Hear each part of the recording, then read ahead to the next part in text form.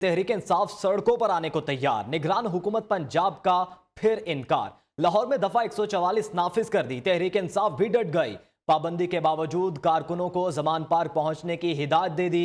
Imran Khan rally की कयादत करेंगे। Zaman park के बाहर कारकुन जमा हैं। क्या सूरत हाल है, जानते हैं अपने नुमाइंदे अहमद हसन से। जी अहमद हसन, बताइएगा क्या सूरत हाल देख रहे हैं जमान पार्क के बाहर आप? बिल्कुल, इस वक्त मैं ज़मान पार्क के बाहर मौजूद हूँ और आज तहरीक इंसाफ जो है वो दिन 2 बजे इंतखाबी रैली निकालने जा रही है। कल चेयरमैन तहरीक इंसाफ इमरान खान ने जो खिताब किया था उसमें उन्होंने ये कहा था कि वो दिन 2 बजे जो है रैली की क़यादत करेंगे। रैली के रूट के हवाले से अगर बात की जाए तो रैली जो है वो ज़मान पार्क से निकल कर गढ़ी शाह रेलवे स्टेशन से होती हुई जो है दाता दरबार जाएगी। 10 मकामात बताए जा रहे हैं जहाँ से ये रैली गुजरेगी। इसी के साथ अगर ज़मान पार्क के हवाले से बात की जाए तो ज़मान पार्क में इस टाइम जो है कारकुनान की बड़ी तादाद आना शुरू होगी है। जो कारकुनान हैं वो पूरे पंजाब भर से जो है ज़मान पार्क पहुंच रहे हैं। इसी के साथ साथ अब से थोड़ी देर पहले जो है ये खबर आई थी कि तहरीक इंसाफ ने जो है दफ़ा 144 के खिलाफ जो है पटिशन भी इलेक्शन कमीशन में जमा करवा दी और ये दरख्वास्त की गई है कि इंतखाबी सरगर्मियों से रोकना जो है वो इस हवाले से जो है वो नज़रसानी की जाए। इलेक्शन कमीशन को ये दरख्वास्त में कहा गया है कि दफ़ा 144 को ख़त्म किया जाए ताकि तहरीक इंसाफ जो है वो रैली निकाल सके। इसी के साथ मैं आपको बता चलूँ कि इस टाइम तहरीक इंसाफ ने ये कॉल जो दी थी कि यहाँ पे कारकुनान जो हैं बड़ी तादाद में मौजूद हों, तो ज़मान पार्क में इस वक्त जो है कारकुनान आने शुरू हो गए हैं। अगर सिक्योरिटी के हवाले से बात की जाए तो हमारे पास कुछ फुटेजेस ऐसी मौजूद हैं जहाँ पर देखा जा सकता है कि कंटेनर जो हैं वो ज़मान पार्क के इतराफ़ में पहुँचा दिए गए हैं। पुलिस लाइन के बाहर भी जो है कंटेनर्स पहुँचा दिए गए हैं। ताहम अब तक जो है पुलिस की जानिब से कोई भी रूट ज़मान पार्क के इतराफ़ का बंद नहीं किया गया। अब देखना यह है कि चेयरमैन तहरीक इंसाफ इमरान खान दिन 2 बजे जो है वो रैली की क़यादत कर सकेंगे या नहीं, क्योंकि इस वक्त जो है यहाँ पर हम देख रहे हैं सूरत हाल हमें लगता नहीं है कि इमरान खान जो है वो दिन 2 बजे ज़मान पार्क से निकल सकेंगे। इसी के साथ साथ अगर बात करें हुकूमत की तो हुकूमत का ये मौक़िफ़ है। अहमद हसन, ये भी बताएगा कि इस वक्त कायदीन कौन कौन मौजूद हैं वहां पर पाकिस्तान तहरीक इंसाफ के? मैं आपको बताना चलूँ कि इस वक्त जो है पीटीआई का कोई भी बड़ा कायदीन यहाँ पर मौजूद नहीं है। यहाँ पर सिर्फ कारकुनान आ रहे हैं क्योंकि कायदीन जो है वो इलेक्शन कमीशन और हाई कोर्ट के बाहर जो है वो इस टाइम कुछ से देर बाद जो है मीडिया टॉक करेंगे। वो वहाँ पर पटिशन जमा करवाने गए हुए हैं। तो इस वक्त अभी कोई बड़ा नाम हम यहाँ पर नहीं आपको बता सकते कि जो मौजूद हो। तो हम कहा जा रहा है कि 1 बजे के बाद जो है यहाँ पर कारकुनान आने लग जाएंगे। जी ठीक है, बहुत शुक्रिया अहमद हसन, आप हमें तफसीलन आगाह कर रहे थे। और नाजरीन, निगरान वज़ीर इत्तलात आमिर मीर कहते हैं कि लाहौर में आज पीएसएल मैच और मैराथन है। जलसे जुलूस और रैलियां निकालने पर पाबंदी होगी। हालात खराब करने की कोशिश की गई तो दफा 144 के निफाज में तोसी भी कर सकते हैं।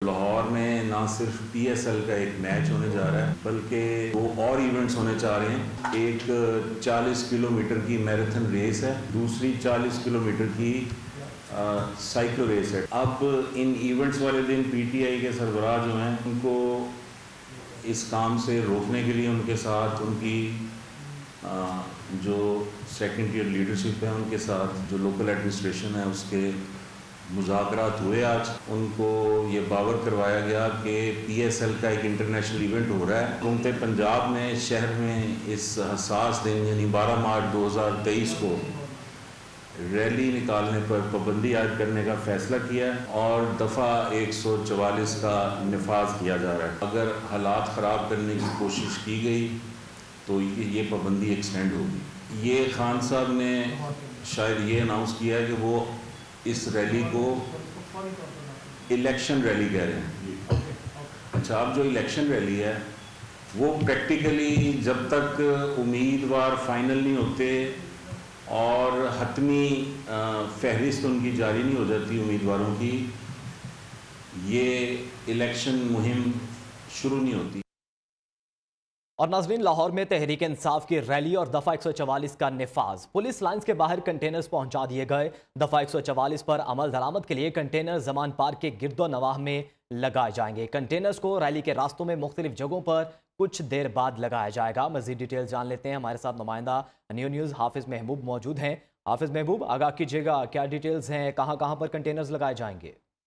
जी बिल्कुल, चेयरमैन तहरीके इंसाफ इमरान खान की जानिब से गुज़िश्ता रोज जो है वो 2 बजे आज रैली निकालने का ऐलान किया गया था। इसके बरस जो है वो हुकूमत की जानिब से जो है वो दफ़ा 144 जो है वो लाहौर में नाफिज कर दी गई है और इस हवाले से कंटेनर भी जो है वो पुलिस लाइन और इसके अलावा जो जमान पाक के इर्द-गिर्द के इलाके हैं वहाँ पर भी जो है कंटेनर पहुँचा दिए गए हैं। जैसे ही थोड़ी देर बाद, घंटे के बाद जो है वो कंटेनर को जो है वो सड़कों ब्लॉक कर दिए जाएंगे। अभी फिलहाल जो जमान पाक के दीगर इतराफ के इलाके हैं वहाँ पर जो है वो कंटेनर नहीं लगाए गए, लेकिन वहाँ साइड पर आकर खड़े हो चुके हैं। जी। तो यहाँ पर जो जमान पाक में ट्रैफिक का और रवानी की साहब जारी है, लेकिन हुकूमत का ये कहना है कि आज किसी सूरत भी जो है वो रैली निकालने की इजाजत नहीं दी जाएगी, जबकि कारकुनान तहरीके इंसाफ उनका कहना है कि इस बार जो है वो हर सूरत रैली निकाली जाएगी। ठीक है, इस बार हर सूरत रैली निकाली जाएगी। बहुत शुक्रिया महबूब, आप हमें आगाह कर रहे थे। नाज़रीन, लाहौर में रैली निकालने की इजाजत दी जाए। तहरीक इंसाफ ने दफा 144 का निफाज चैलेंज कर दिया। इलेक्शन कमीशन में दरखास्त दायर बाबर अवान कहते हैं लाहौर में दफा 144 गैर कानूनी और गैर आइनी है। पीटीआई रैली 2 बजे निकाली जाएगी, मैच 7 बजे होना है। तमाम इदारे इलेक्शन कराने के लिए माहौल पैदा करें। मुल्क में जमहूरियत नाम की कोई चीज़ नहीं।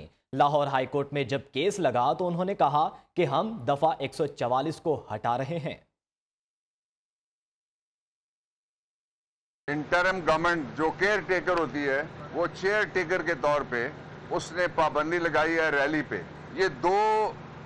ये पाबंदी 2 अदालतों के अहकामात की सीधी तौहीन है। मैच होना है 7 बजे, रैली होनी है 2 बजे। ये गैर कानूनी है, ये गैर आईनी है, ये गैर पार्लिमानी है। आगे बढ़े, आपको बताएं कि हुकूमत इतना जुल्म करे जितना कल सह सके। साबिक वजीर दाखिला शेख रशीद अहमद की वार्निंग, कहा सक्के पुलिस हमदर्दियां तब्दील करते हुए इद्दत के दिन भी पूरे नहीं करती। ये रात को डरावना ख्वाब देखते हैं, सुबह दफा 144 लगा देते हैं। आज अगर लाहौर में फड्डा हुआ तो लोग भट पड़ेंगे। दरवेश जिले शाह की मौत नून लीग की सियासत दफन कर देगी। शेख रशीद बोले कि नवाज शरीफ 15 दिन तो क्या, रमजान में भी पाकिस्तान नहीं आएंगे।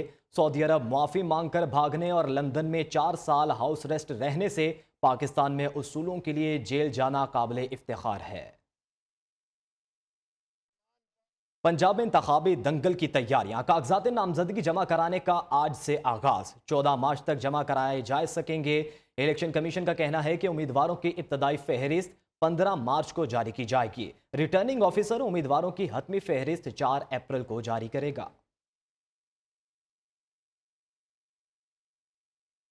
और अभी आपको बताएं कि तहरीक इंसाफ कराची के जनरल सेक्रेटरी अरसलान ताज को उनकी रहायशगाह से गिरफ्तार कर लिया गया। अरसलान ताज के घर में सादा कपड़ों में पुलिस एहलकार दाखिल हुए। पीटीआई रहनुमा की गिरफ्तारी की सीसीटीवी फुटेज भी मंजर आम पर आ गई। अरसलान ताज की वालिदा कहती हैं कि बगैर वारंट के पुलिस ने हमारे घर पर छापा मारा और उनके साथ कोई खातून एहलकार भी मौजूद नहीं थी। तहरीक इंसाफ की शदीद मजम्मत की गई, फौरी रिहाई का मुतालबा कर दिया। मजीद जानेंगे अपने नुमाइंदे शफकत अजीज से। जी शफकत, आगाह कीजिएगा। देखिए, मैं इस वक्त रुकने सूबाई असम्बली अरसलान ताज उमर के घर पे मौजूद हूँ। रात गए उन्हें उनके घर से पुलिस एहलकारों ने हिरासत में लिया, जिसके बाद उन्हें नामालूम मुकाम पर मुंतकिल कर दिया गया है। इस वक्त मेरे साथ मौजूद है पाकिस्तान तहरीक इंसाफ से कराची के सदर आफ्ताब सिद्दीकी साहब। उनसे जानते हैं कि सर ये क्या वाक़या है और क्या इनके अलावा भी किसी और रुकन के घर पर छापे मारे गए हैं? जी, आज सुबह 5:45 बजे अरसलान को अगवा किया गया, क्योंकि अगर अरेस्ट किया जाता है तो वारंट के साथ होता है और ये मेंबर सूबाई असम्बली हैं तो स्पीकर से भी इसकी अप्रूवल परमिशन होनी चाहिए थी। तो हम तो समझते हैं अगवा किया गया, इसलिए कि 5 से 5.5 घंटे हो गए और अभी तक ये नहीं पता कि उनको कहाँ रखा गया। ना सिंध गवर्नमेंट बता रही है, ना पुलिस बता रही है, और कि हिफ्ज़ जहाँ में जो रखा हुआ है इन्हें, उनसे कोई कॉन्टैक्ट नहीं है और हमें ख़दशा है उनकी सेहत का, उनकी जान का। और ये हम पूछना चाहते हैं मुक़्तदर हलकों से कि ये क्या सिलसिला है। मुकदमे में भी अगर आपने अरेस्ट करना है तो आप प्रॉपर तरीके से तो करें ना, लोगों को पता हो, वो बेल भी हुई भी है उस पर, तो उस मुकदमे में तो नहीं, मेरा नहीं ख्याल कि उसके हवाले से कोई ये कार्रवाई हुई है। बहुत शुक्रिया। ये आफ्ताब सिद्दीकी थे जो बता रहे थे कि अरसलान ताज पर अभी तक कोई मुकदमा सामने नहीं आया है और उनके अहल खाना भी जो है वो काफ़ी परेशानी का शिकार है। ठीक है, शुक्रिया शफकत आगाह करने के लिए। आगे बढ़े, अहम खबर आपको दें कि कराची शारा फैसल पर वाक़ इमारत में रात गए आग लगने के वाक़े की इब्तदाई रिपोर्ट तैयार कर ली गई। रिपोर्ट के मुताबिक आग इमारत के मेज़ 9 फ्लोर में भड़की। आग की ऊपरी मंजिलों पर लगने की वजह पैनाफ्लेक्स थी, वजह का तयन ना किया जा सका। मजीद अपडेट लेंगे रजब अली से। रजब, बताइएगा इब्तदाई रिपोर्ट में क्या बात सामने आई? अजी शारा फैसल पर नर्सरी के करीब रात गए कसीरुल मंजिला इमारत में लगने वाली आग पर मुकम्मल तौर पे जो है काबू पा लिया गया, जबकि फायर ब्रिगेड हुक्काम ने इब्तिदाई रिपोर्ट भी जो है वाक़े के हवाले से जारी कर दी है। फायर ब्रिगेड हुक्काम का कहना है कि आग जो है इब्तिदाई रिपोर्ट में बताया गया है कि आग जो है वो इमारत के मेज़नाइन फ्लोर पर लगी थी, जबकि इसके बाद जो है इमारत की तीसरी और चौथी मंजिल पर भी आग लगी, जबकि देखते ही देखते जो है वो आग जो है वो 9वीं और 10वीं मंजिल पर भी जो है वो भड़की थी। ताहम ऊपरी मंजिलों पर जो है वो जुज़वी तौर पर नुकसान हुआ, जिसकी खास तौर पर आग लगने ऊपरी मंजिलों पर आग लगने की खास वजह जो बताई जा रही है वो बताई जा रही है कि बिल्डिंग में जो पैनाफ्लेक्स लगा हुआ था उसकी वजह से जो ऊपर की मंजिलों पर भी आग लग गई थी। ताहम आग लगने के बाद मेज़नाइन और फर्स्ट फ्लोर जो है ग्राउंड फ्लोर और मेज़नाइन फ्लोर जो है वो मुकम्मल तौर पर तबाह हो गया है और आग लगने के बाद जो मुतासिरा जो मुकाम है वहाँ पर मुख्तलिफ कंपनियों के दफातर और बैंक के दफातर जो है वो मौजूद थे, जो कि मुकम्मल तौर पर तबाह हो गए। ठीक है, मुकम्मल तौर पर 2 फ्लोर जो है वो तबाह हो गए। बहुत शुक्रिया रजब अली। वेलकम बैक नाजरीन। अब कुछ बात करेंगे बढ़ती हुई महंगाई की और हुकूमत की जानिब से खत्म की जाने वाली सब्सिडी की। हुकूमत ने किसानों को दी जाने वाली बिजली पर सब्सिडी खत्म कर दी। किसानों ने फैसले को हुकूमत का जालिमाना इकदाम करार दे दिया। मुल्तान के किसान हुकूमत के खिलाफ फट पड़े, कहते हैं महंगाई का असर फसलों पर पड़ेगा। रिपोर्ट कर रहे हैं मुल्तान से इमरान अरशद। ज़राई ट्यूबवेलों पर दी जाने वाली सब्सिडी खत्म करने से 1500 रुपए फी घंटा में मिलने वाला पानी 2500 रुपए फी घंटा तक पहुंच जाएगा। महंगी खाद और ज़राई अद्वियात के बाद फसलों के लिए पानी भी महंगा हो गया, किसान परेशान। सब्सिडी खत्म हो गई तो अब ट्यूबवेल का रेट ज़्यादा हो जाएगा। किसान पहले रूले पड़े हैं, ये सब मजीद सब्सिडी खत्म करके तो किसान के पास पल्ले क्या बचेगा? कुछ भी नहीं बचेगा। पाकिस्तान किसान इत्तेहाद के सदर खालिद महमूद खोखर ने ज़राई इमरजेंसी नाफिज करने के लिए आर्मी चीफ से मदद की अपील कर दी। मैं आर्मी चीफ से भी अपील करता हूँ कि आर्मी चीफ अगर बिजनेसमैनों से मिल रहे हैं तो मेरा ख्याल में उनको चाहिए सबसे पहले काश्तकारों से मिले कि हम ज़राअत को आगे कैसे लेके जा सकते हैं। पाक फौज ने मिरानी डैम के साथ रकबे आबाद करके काश्तकारों को दिए हैं, इसी तरह बाकी भी रकबे आबाद करें। इनका कहना था कि ज़राई ट्यूबवेलों को मिलने वाली सब्सिडी को बहाल ना किया गया तो पानी की किल्लत से गंदम और कपास की फी मन एकड़ पैदावार मजीद कम हो जाएगी। कैमरामैन फयाज वागा के साथ इमरान अरशद, न्यू न्यूज़, मुल्तान। और नाज़रीन, दूसरी जानिब रमज़ान मुबारक के आमद से कबल ही शहर काद में फलों की कीमतें आसमान से बातें करने लगी हैं। महंगे फल बदतरीन महंगाई के बायस 2 वक्त की रोटी की फिक्र में मुब्तला शहरियों की कुव्वत खरीद से भी बाहर हो गए हैं। शहरियों का कहना है कि हुकूमत नाम की चीज़ कहीं नज़र नहीं आ रही। तफसीलात बता रहे हैं हमारे नुमाइंदे शफकत अजीज़। शफकत, आगाह कीजिएगा। देखिए, रमज़ान मुबारक अभी शुरू नहीं हुआ, उसको आने में 10 दिन है, लेकिन इसके बावजूद हम देख रहे हैं कि जो फलों की कीमतें हैं वो आसमान से बातें कर रही हैं और जो दुकानदार हजरात हैं जो फल फ्रूट जो है वो 100 का था या 200 का था वो 250 से 300 के दरमियान जो है बिक रहा है। मेरे साथ कुछ शहरी मौजूद हैं, उनसे बात करते हैं। अच्छा सर, बताइएगा, आप भी फल फ्रूट लेने आए हैं? गवर्नमेंट तो कुछ कर ही नहीं है ना सर, महंगाई तो अपनी जगह है, लेकिन यहाँ एक माफिया भी है जो कि मुसलसल इस तरीके का सिलसिला चला आ रहा है। कहीं और से अगर लेने आए, जैसे अकेला कोई बेच रहा है वो फिर भी कुछ सस्ता देता है, लेकिन मार्केट बनी है एक ही तरीके के रेट चल रहे होते हैं। तो यहाँ तो माफिया सरगर्म अपनी जगह, गवर्नमेंट लेता है। शुक्रिया।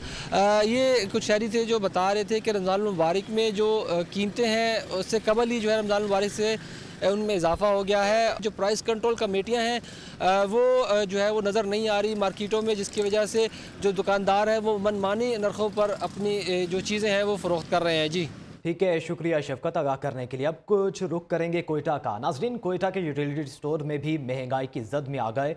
मुख्तलिफ ब्रांड ने अशिया की कीमतों में फिर इजाफा कर दिया। पैक दूध, चाय, घी और दीगर अशिया के नर्ख बढ़ने से शहरी परेशान हैं। यूटिलिटी स्टोर्स पर कौन सी चीज़ कितनी महंगी हुई है, जानते अपने नुमाइंदे अजीज़ मरी से। जी अजीज़। जी, अब आप मार्केटों और यूटिलिटी स्टोर पर कोई फ़र्क बाकी नहीं रहा। यूटिलिटी स्टोर गाहकों से खाली दिखाई दे रहे हैं। मुख्तलिफ ब्रांड्स ने अपनी अशिया खुर्दनोश की कीमतों में इजाफा कर दिया है। चीनी जो है 70 रुपये से 99 रुपये तक हो चुकी है। घी 375 से 490 रुपये तक का फ़रोख्त हो रहा है। आटा जो 20 किलो का थैला था जो 800 में दस्तयाब था, अभी वो भी 1296 रुपये में फ़रोख्त की जा रही है। चावल टोटा 68 रुपए से 116 रुपए फरोख्त की जा रही है, जबकि खुश्क दूध फी लीटर 217 से 237 रुपए का हो चुका है। आम शहरियों का कहना है कि खुदारा हुकूमत जो है माह श्याम आने वाला है, इन चीज़ों पर जो है कंट्रोल करे। जबकि मैं आपको ये भी बता चलूँ कि अभी तक जो है यूटिलिटी स्टोर पर जो है आटा दस्तयाब नहीं है। जी शुक्रिया अजीज़। और नाजरीन, अब रुख करेंगे पेशावर का, जहां पर सब्जियों की कीमतें कम होने का नाम नहीं ले रही। रमज़ान मुबारक करीब आते ही सब्जियों के निर्ख बढ़ना शुरू हो गए हैं। एक हफ्ते के दौरान टमाटर की कीमत में 20 से 30, जबकि आलू की कीमत में 20 रुपये फ़ी किलो का इजाफा हो गया है। तोरी, टिंडे, गोभी और मटर की कीमतें भी बढ़ गई हैं। हमारे नुमाइंदे जमील खान इस वक्त पेशावर की सब्जी मार्केट में मौजूद हैं, उनसे मज़ीद जानेंगे। जी जमील, आगाह कीजिएगा। जी बिल्कुल, मुल्क भर की तरह पेशावर में भी महंगाई के लहरें जारी हैं। साथ साथ दीगर अशिया की तरह पेशावर में सब्जियों की कीमतें इंतहाई बढ़ चुकी है, जिस पे ज़िली इंतज़ामिया की जानिब से या हुकूमत की जानिब से कोई नोटिस नहीं लिया जा रहा और आवाम ये मुतालबा करती है कि फौरी तौर पर सब्जियों की कीमतों में कमी लाई जाए। इस वक्त पेशावर की मुख्तलिफ मार्केटों में जो सब्जियों के नर्ख है आज जो ज़िली इंतज़ामिया की जानिब से जारी किए गए हैं, इसके मुताबिक तोरे 120 रुपये फ़ी किलो, आलू सुर्ख जो है 160 रुपये फ़ी किलो, इसके अलावा टमाटर भी 60 रुपये फ़ी किलो है। इस वक्त हमारे साथ एक शहरी भी मौजूद है, उनसे भी जानेंगे। सब्जियाँ है तो पाकिस्तान की अपनी है, बाहर मुल्क से तो प्रोडक्ट नहीं इंपोर्ट तो नहीं कर रहे हैं, तो एक्सपोर्ट कर रहे हैं। इसके बावजूद भी ये इतने महंगे हैं कि कोई हद नहीं, मालूम नहीं है। बिल्कुल, यहाँ पे शहरी कहते हैं कि सब्जियाँ बहुत ज़्यादा महंगी है, हुकूमत को चाहिए कि रिलीफ फराहम करे इन्हें और चेक रखे। ज़िली इंतज़ामिया की जानिब से भी कोई सिर्फ नरखनामा तो जारी किया जाता है, लेकिन बाद में कोई चेक नहीं रखा जाता, जिसकी वजह से दुकानदार अपने मनमाने रख वसूल कर रहे हैं। जी ठीक है, शुक्रिया जमील आगाह करने के लिए। नाज़रीन, फैसलाबाद में सस्ता आटा नायाब हो गया। आटे की बढ़ती हुई कीमतों ने शहरियों को परेशान कर दिया। मार्केट में 15 किलो आटे के थैला 2300 रुपये का हो गया, जबकि चक्की पर फ़ी किलो आटे का रेट 170 रुपये तक पहुंच गया है। गरीब आवाम रोटी के 2 नवालों को भी तरसने लगी है। इस वक्त हमारे नुमाइंदे साजिद खान हमारे साथ मौजूद हैं, उनसे मज़ीद जानेंगे। जी साजिद, बताइएगा इंतज़ामिया इस हवाले से क्या इक़दाम कर रही है? जी बिल्कुल, संती शहर में भी आटा शहरियों की पहुंच से दूर होता जा रहा है। अगर देखा जाए तो ओपन मार्केट के अंदर जो आटा है वो 15 किलो का थैला जो 2350 रुपये में बिक रहा है। इसी तरह चक्की पे जो आटा 160 से 170 रुपये में बिक रहा है। मेरे साथ शहरी मौजूद हैं, उनसे पूछते हैं कि आटे के असूल के लिए आप यहाँ पे आए हैं, तो आटा यहाँ पे आपको मिल रहा है, क्या सूरत है? अभी मैं घर से आटा लेने आया हूँ, तो इधर आटा का पूछा कहते हैं आटा नहीं है। कहीं पड़ा भी हुआ वो 2350 या 2300 रुपये का दे रहे हैं, वो भी ब्लैक में दे रहे हैं। इस वक्त आटे की इतनी बहरान पड़ी हुई है कि घर का खाना नहीं पक रहा है हमसे। 2 टाइम की रोटी जो है वो नहीं हम पूरी कर सकते, कैसे करें? तो आटा जो है वो फिर रोटी बच्चे मांगते हैं, 2 के बजाय 1 देते हैं, चलो गुजारा कर ले एक टाइम से दूसरे टाइम। जी बिल्कुल, आपने शहरी की बात सुनी। उनका कहना है कि हुकूमत हमारे साथ क्या करेगी, जो बुनियादी ज़रूरत है घर की आटा वो ही नहीं मिल रहा है, जिसके बाद जो उनको आटा की तलाश के लिए, सस्ता आटे की तलाश के लिए मारे फिरते हैं। काम पे जाएं तो आटा नहीं होता, अगर आटे के असूल के लिए खड़े लाइन में लग जाएं तो काम से छुट्टी हो जाती है, दिहाड़ी नहीं लगती, जिसके बाद शहरी को शदीद परेशानी का सामना करना पड़ा है। शहरियों ने हुकूमत से मुतालबा किया है कि सस्ता आटा जो शहरियों की बुनियादी ज़रूरत है उसको फराहम किया जाए, ताकि शहरी। बहुत शुक्रिया साजिद अपडेट करने के लिए। अब कुछ बात पाकिस्तान सुपर लीग 8 की। नाज़रीन, पाकिस्तान सुपर लीग में मुल्तान सुल्तान्स ने कोयटा ग्लैडिएटर्स को 9 रन से शिकस्त देकर कोयटा के टॉप 4 में जगह बनाने की सारी उम्मीदें तोड़ दी। Happy birthday Atif Aslam. सहर अंगेज आवाज से करोड़ों लोगों को दीवाना बनाने वाले गुलकार आतिफ असलम 40 बरस के हो गए। इसी के साथ ही न्यूज़ स्टूडियो से अब तक के लिए इतना ही। आप देखते रहिए पाकिस्तानियों की आवाज़।